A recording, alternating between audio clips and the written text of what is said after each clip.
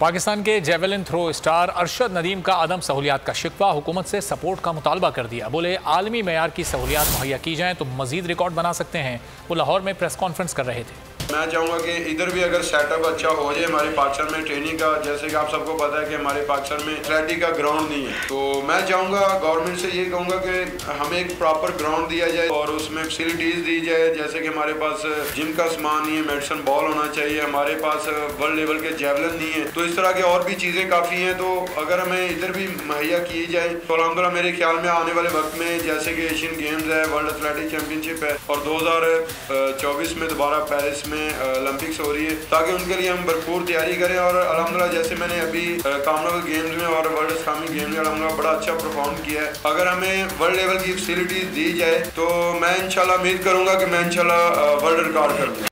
मैं हूं जैस्मीन मंजूर और आप मुझे देखेंगे सिर्फ बोल पर।